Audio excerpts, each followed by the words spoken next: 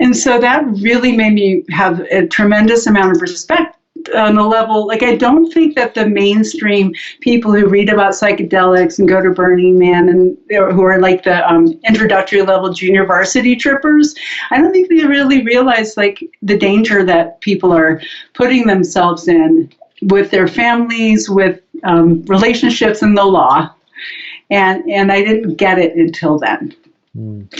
So that ties in with my beliefs about just the fact that people of color get arrested more frequently, and the risks that people are taking, and all the different levels of danger.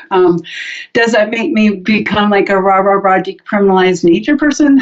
I am not necessarily, because there's so many snags in that movement as well. I don't know enough about it, but it just seems like it becomes another scene full of personalities. And so growing mushrooms is a really, I recommend it for many levels, but to really realize the seriousness and what it means. Talk about when you think of sacred ceremonies and where you place an object, like to grow a mushroom is to do something quite illegal. And even though most people are fine, I guess, it's still something to consider. If you're really paying attention, you realize like the government doesn't approve of what you're doing. Your family does not approve of what you're doing.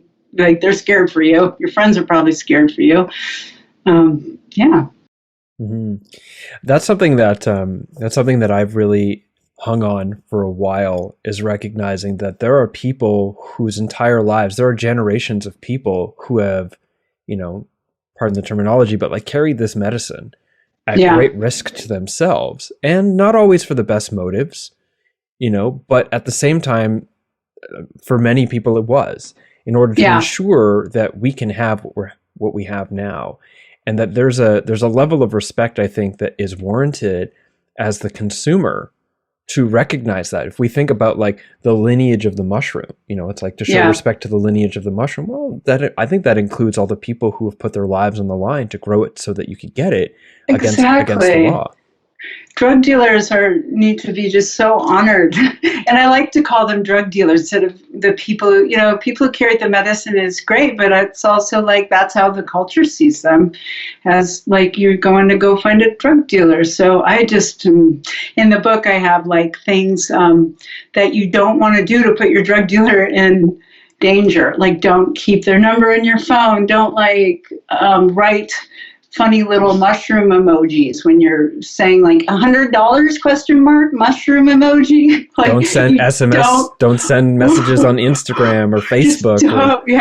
But I mean, we're seeing it everywhere. What is it? I get like, these pages on my Instagram of what appear to be sellers. And it's like, I am so stealth now. I just assume everybody's a DEA right now. Like I don't grow mushrooms anymore because I'm all public. And well, I mean, personally, going back, I feel like, I don't really worry that much because I'm not doing anything illegal. But I do worry sometimes that I'll get profiled as a drug person if police do approach me, and then I'll get like hassled and it'll be a giant pain in my ass. But I also, on another level, I'm not worried, and I'm very self-aware of why I'm not worried, which is because I'm white and middle class-ish, and I'm not an outspoken political activist, so it's like, these are all things that the government probably, they likely have a profile on me somewhere because I'm an outspoken person about drugs, and because I was one of the coordinators for the Occupy Calgary camps and was on the news a bunch. So they're probably like, who is this guy? Is he still involved or something? But the fact that I'm not an activist, I'm not a person of color, and I'm not poor, makes me, or like in a poor socioeconomic bracket, pardon the terminology, that I'm not really as worried because I'm not going to be as negatively profiled, because I'm not part of the concern. Well, you're really onto something with my girlfriend was like, didn't you watch The Wire? It's like, you're fine today. There's nothing around, but if anything were to happen, they do have a backlog on you. And so, my book, for instance, can only be used against me if like I'm, caught with something. But the book will absolutely be used, but it can't be used now, just on its own. And Kai Wingo put it well, like, yeah, well, I said, you guys over there in Detroit, you're just all open and everything. Kai Wingo was like, yeah, well, I don't have an ex-girlfriend like you. Like I had an ex who would call the police and say, like, she got mushrooms over there. So that was really scary because all those things are recorded. Mm-hmm. Mm-hmm. And that's in the book as well. And that's all been dealt with and in the past. Mm-hmm. Mm-hmm. Yeah.